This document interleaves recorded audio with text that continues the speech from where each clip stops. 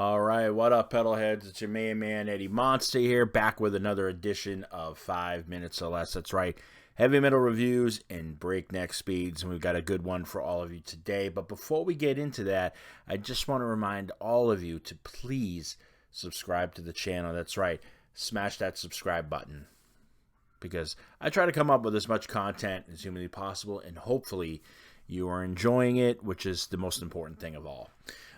So I don't know about you, but I'm pretty sure that a ton of Mastodon fans have stormed YouTube and have stormed the band's YouTube channel because they just released sort of a mini documentary sort of kind of thing called the Mastodon In The Room.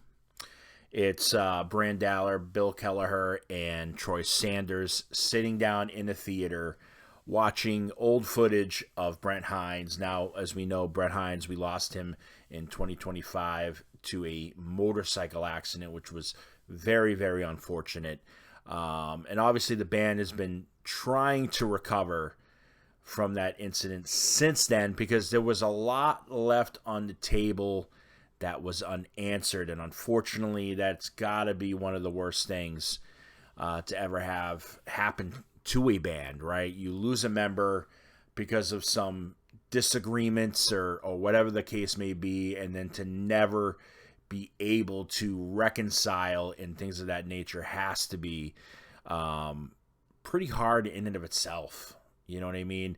And I feel this documentary was sort of the start of the healing process for them, because the band really gets to tell their side of the story, and they really get to sit there and dive in from the beginning, because we see a lot of cool, stage footage. We see a lot of behind the scenes footage. We see in the studio footage, all with Brent, and they go through the different phases of Brent over the years. There's the happy stage, which is the beginning, when the band was really cutting their teeth.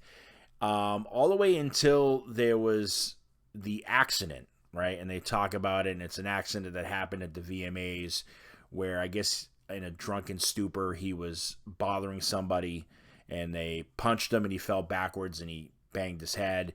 And they said things were kind of never the same, but out of that became one of the most brilliant albums called Crack the Sky, which Brent completely came up with. But they definitely talk about how that was an overwhelming experience for him, especially when they decided to play the whole thing live. And that's kind of where the decline of Brent really, really comes in with the band. And they go through all of that all the way up to the very end, when they explain how they sat him down, and Troy was like, basically they all wrote or said whatever things, but he wrote a letter. And he said he was able to get halfway through the letter before, Brent walked out, because it was realizing that they were all saying the same things. And unfortunately, again, as we know, a lot of things were left unanswered for the group. I mean, the band, kind of comes to grips with these things in this documentary. And you'll see it's definitely... if you're a Mastodon fan, it's definitely worth the watch. They're such an incredible band. I remember the first time I ever saw Mastodon, and it was the weirdest place, because it was the most unexpected place.